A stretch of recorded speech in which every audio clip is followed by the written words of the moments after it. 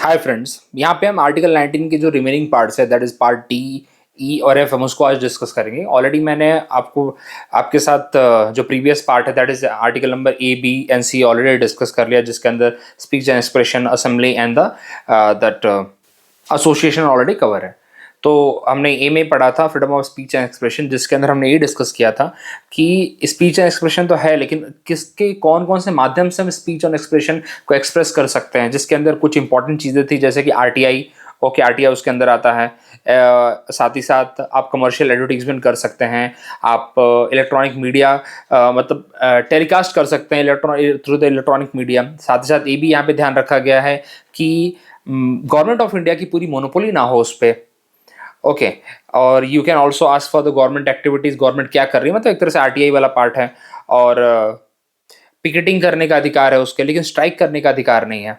Okay, और उसके लिए कुछ सर्टन आपको रीजनेबल रिस्ट्रिक्शन देखने को मिलते हैं, जैसे कि सॉवरेनिटी और इंटीग्रिटी ऑफ इंडिया अगर उसको हार्म होता है, सिक्योरिटी ऑफ द स्टेट को अगर कुछ मतलब लाइक कंट्री को कुछ ऐसा आप ऐसा कुछ बयान देते हैं, या फिर ऐसा कुछ आप बोल देते हैं जिससे कि दो कंट्री, हमारी जो फ्रेंडली रिलेशन है किसी कंट्री के साथ, वो हर्ट हो जाती है। या फिर आप डिसेंसी और मोरालिटी के ऊपर कुछ ऐसा बोल देते हैं, या फिर ऐसा कुछ बोलते हैं जिससे आपने किसी को डिफेम कर दिया, और ऐसा कुछ बोल दिया जिससे कि वायलेंस क्रिएट हो सकता है। तो ये सब उसके अंदर रीजनेबल रिस्ट्रिक्शन है।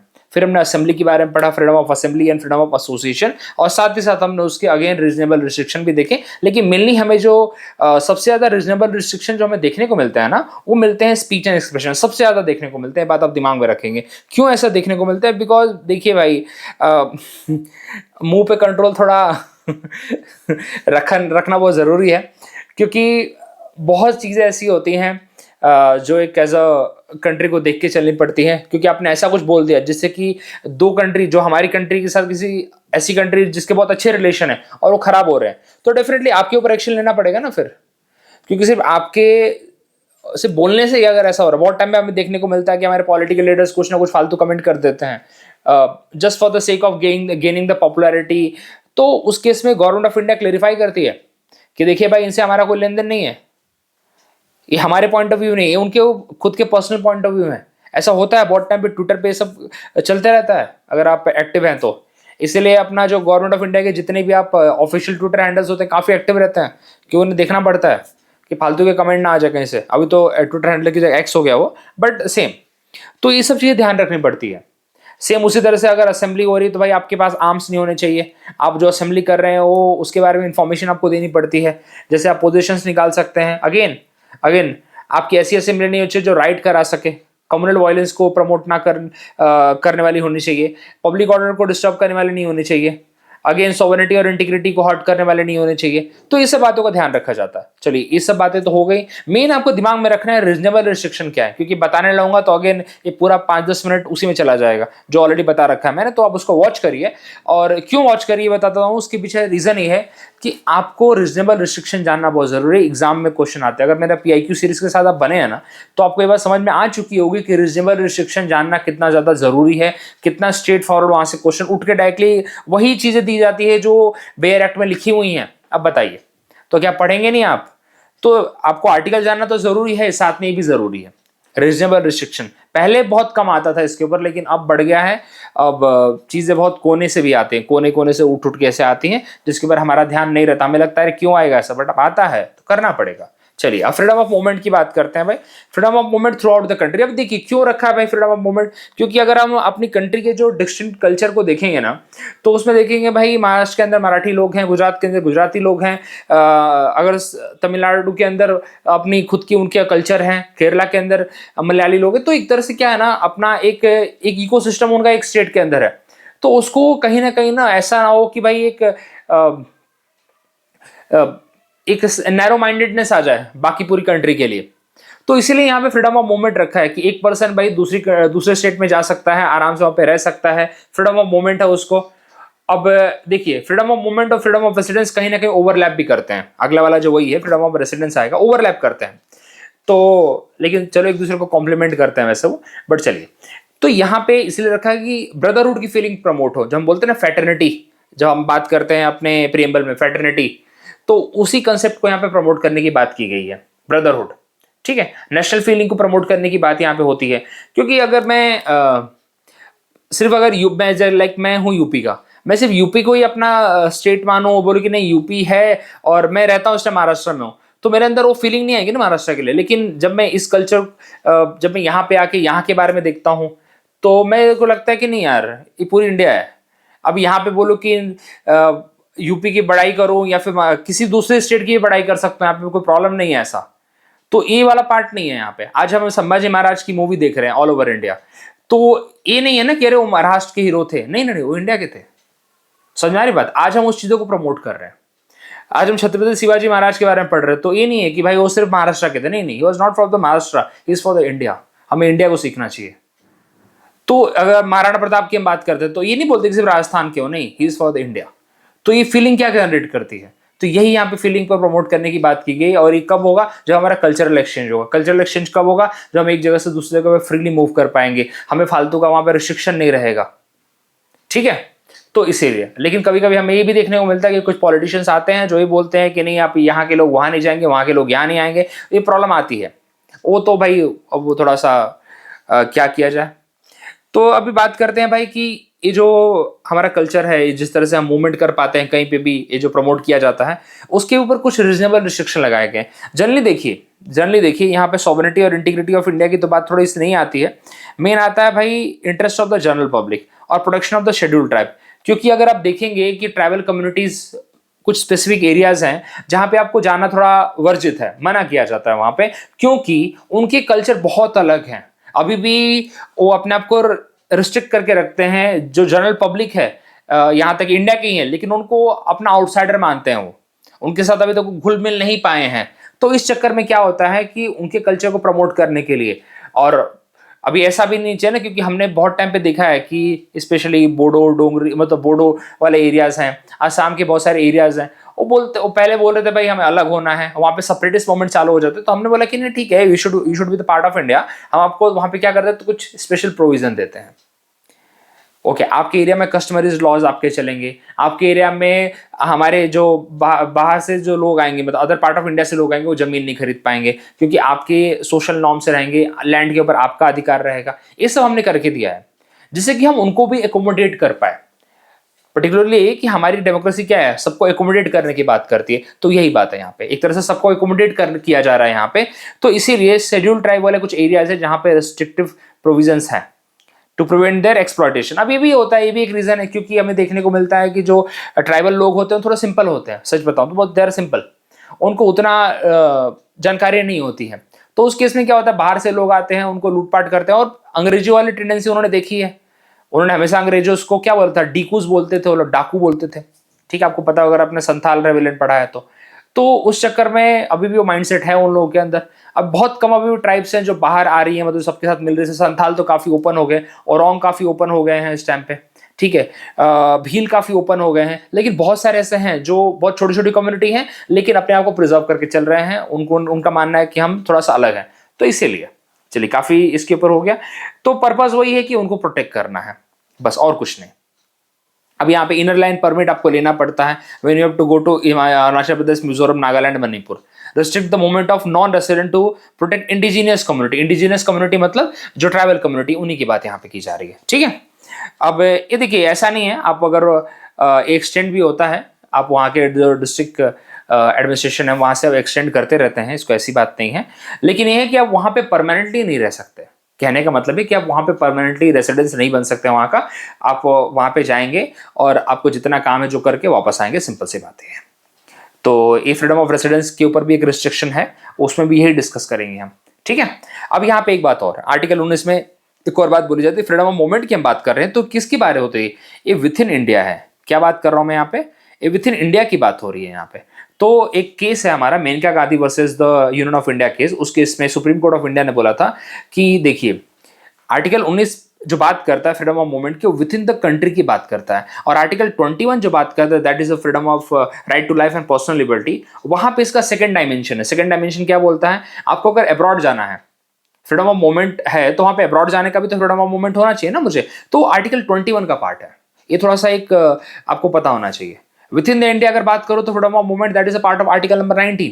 And if I talk about the going abroad, foreign जाने की बात करूं तो आर्टिकल नंबर 21 का पार्ट है। एंड ये जजमेंट निकल के आया था under the Maneka Gandhi versus Union of India case, जो काफी इंपॉर्टेंट है, एग्जाम में पूछ लिया जाता है। ठीक है, चलिए देखिए यहाँ पे अब कौन कौन से कुछ प्रोविजंस की बात करते हैं। State can restrict movement of individual if their presence is threat to the public order. बिल्कुल, मतलब हैबिचुअल ऑफेंडर्स जो हैं, right to movement is not absolute. अच्छा, वही एब्सोल्यूट है, मतलब रीजनेबल रिस्ट्रिक्शन लगाए गए वहां पे। ओके, बिकॉज बॉर्डर एरियाज में सिक्योरिटी रीजन है, ट्राइबल एरियाज में है। आपको एक केस याद होगा ना, 2018 का था, 2018 के दिसंबर का था, आई स्टिल रिमेंबर दैट। एक क्रिश्चियन मिशनरी था, उसने बोला कि भाई मैं सेंट्रलिस्ट ट्राइब के साथ मिलके आऊंगा। याद है आपको, आपने अगर न्यूज़ पढ़ी होगी तो, अंडमान निकोबार की बात है। वहाँ के लोगों ने, जो इंडिजिनियस लोग थे वहाँ के, जो मछुआरे तो उन्होंने मना किया कि हम भाई हम खुद वहाँ नहीं जाते, और वहाँ पे वर्जित है जाना, बहुत रिस्ट्रिक्टेड है वहाँ पे जो जाता है भाई लौट उठ के नहीं आता। तो उसने बोला कि नहीं, लेट मी गो देयर, मैं जाऊँगा वहाँ के लोगों को कन्विंस करूंगा। वो वापस ही नहीं आया, मार दिया वहाँ के जो ट्राइबल थे। क्योंकि अगेन जब आपको बोला गया है कि दे वॉन्ट आइसोलेशन, तो बेटर है कि छोड़ दो ना उनको। आप क्यों फालतू में इंटरफेयर कर रहे हो उनके मैटर में? अब उनके ऊपर कौन सा केस चलाओगे तुम, क्योंकि पहले ही आपको मना किया गया है।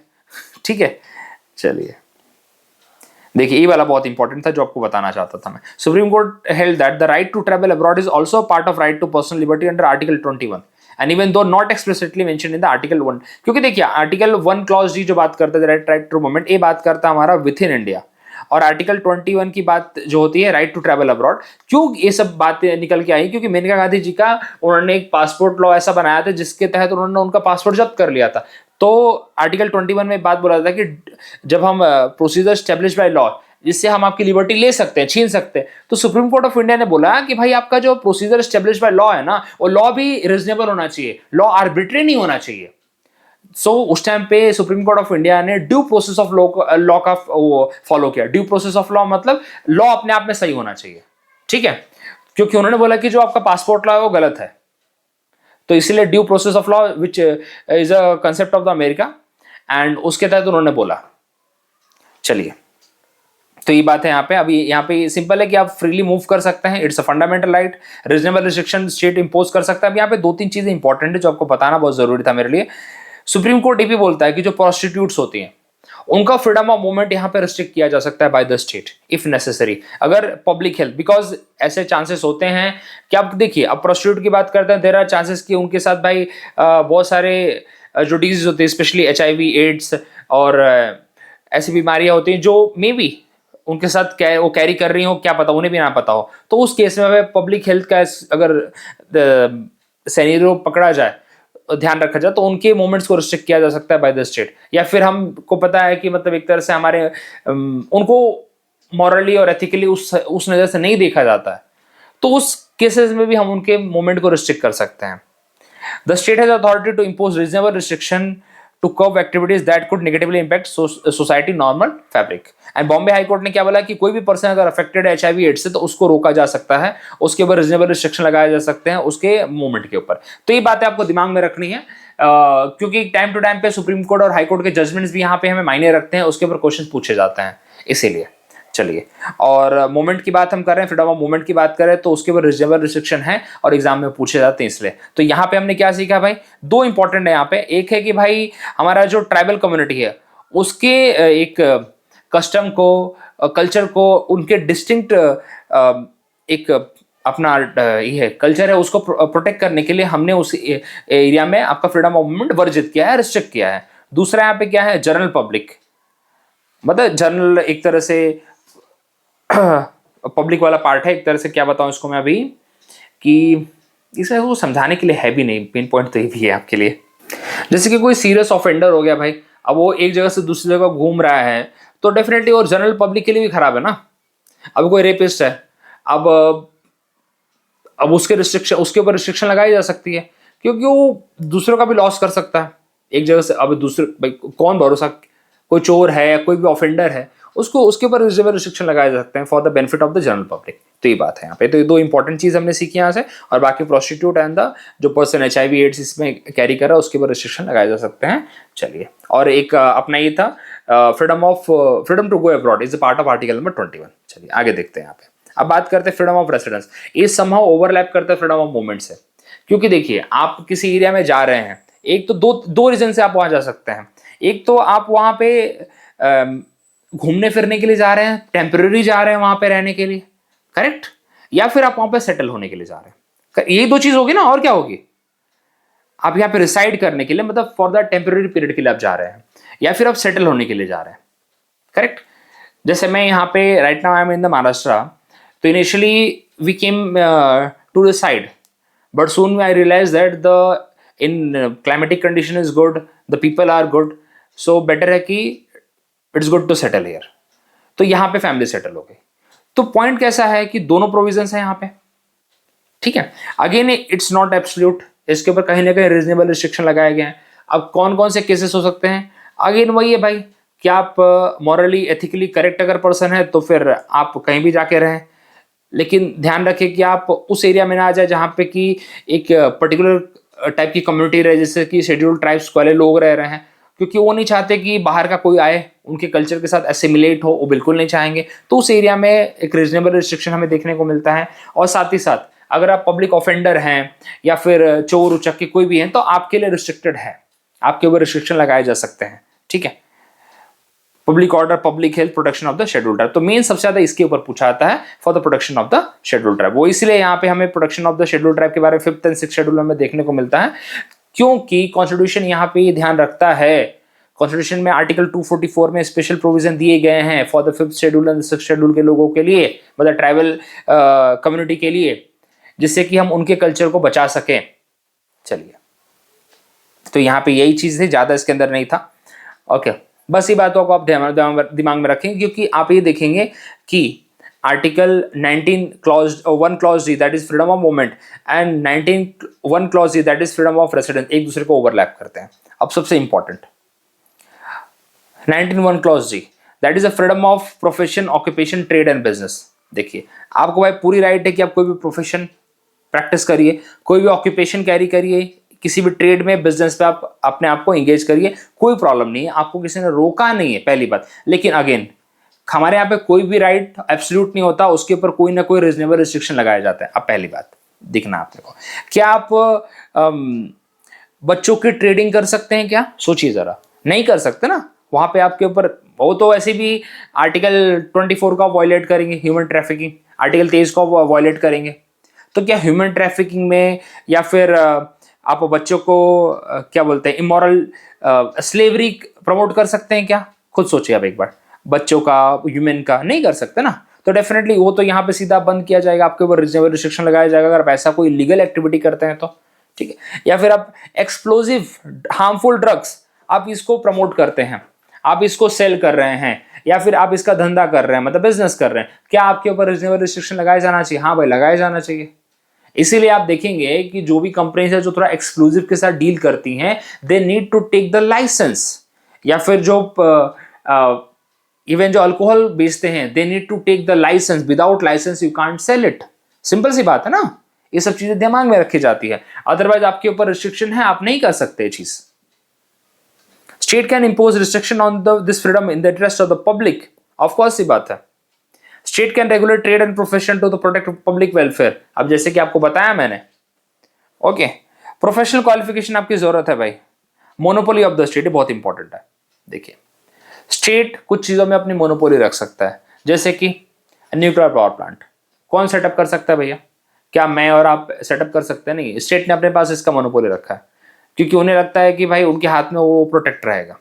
रेलवे, अब तो रेलवे वो लोग थोड़ा सा डिसइन्वेस्ट कर रहे हैं रेलवे को, अदरवाइज रेलवे भी तो उन्हीं के पास था अभी तक। अभी बहुत कम उन्होंने 5% तक उन्होंने डिसइन्वेस्ट किया है, जिसमें प्राइवेट प्लेयर्स को अलाउ किया है। अदरवाइज पूरा का पूरा whole and sole Government of India का ही, उनकी नेचुरल मोनोपोली है वहां पे।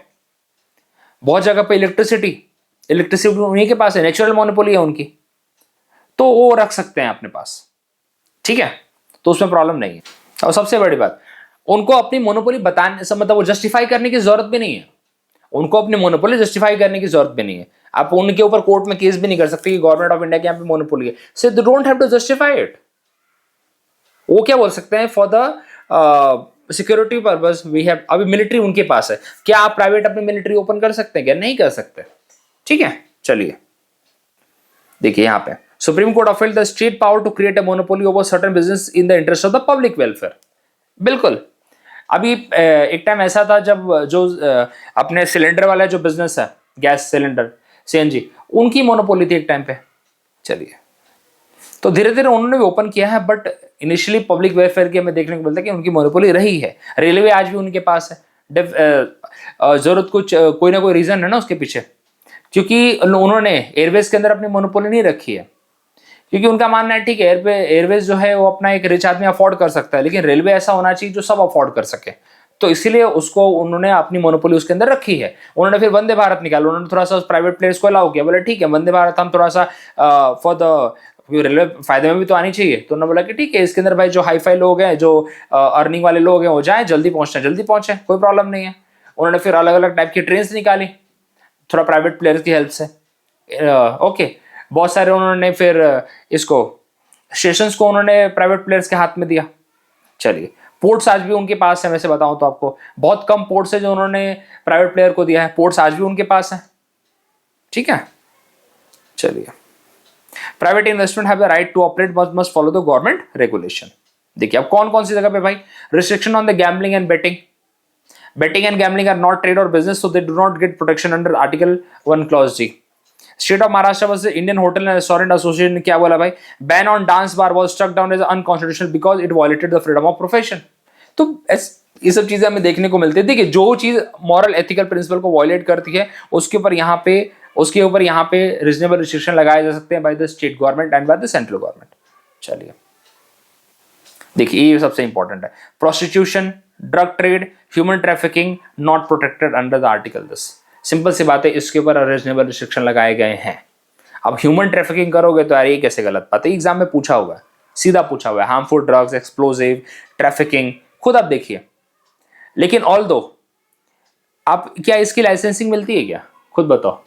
अगर ड्रग्स हार्मफुल ड्रग्स है, अगर नॉर्मल ड्रग की आप ट्रेडिंग कर रहे हो तो उसके लिए लाइसेंसिंग चाहिए आपको, उसके लिए भी क्या चाहिए आपको, you need to have a licence, बिना इसके आप नहीं कर सकते। तो ये सारी चीजें हैं। सो आई थिंक दैट्स ऑल। एक बार आप गो थ्रू करेंगे, ये सुनने के बाद अगर आप गो थ्रू कर लेंगे ना तो मोर देन एनफ हो जाएगा। और प्रोफेशन और ट्रेड में तो बहुत सिंपल है, मतलब ये ऑप्शन देख के आपको समझ में आ जाएगा कि मतलब इसके ऊपर ये तो रीजनेबल रिस्ट्रिक्शन में होना भी चाहिए। Okay, so thank you very much, इतना ही था। आप इसको एक बार गो थ्रू करिए, हम्बल रिक्वेस्ट है, क्योंकि इसके ऊपर डायरेक्टली क्वेश्चन पूछे जा रहे हैं आजकल only on the reasonable restriction. ये सबसे बड़ा मेरा फोकस ये था, रीजनेबल रिस्ट्रिक्शन। एक मैं टेबल भी बना के आप लोगों को शेयर कर दूंगा, पीडीएफ शेयर कर दूंगा मेरे टेलीग्राम पे, उसको आप देख लीजिएगा। रीजनेबल रिस्ट्रिक्शन सबके ऊपर, whether it is on the freedom of speech and expression, assembly, association, या फिर बाकी के 3 हमने जो अभी पढ़े, freedom of movement, freedom to reside and the profession, इन सब के ऊपर एक बना के छोटा सा एक पेज का मैं शेयर कर दूंगा। So thank you very much, मिलते हैं अगले वीडियो में। और बाकी जो मेरे वीडियोस हैं उसको वॉच करिए, बने रहिए मेरे साथ और अपने दोस्तों को भी शेयर करते रहिए। Thank you very much.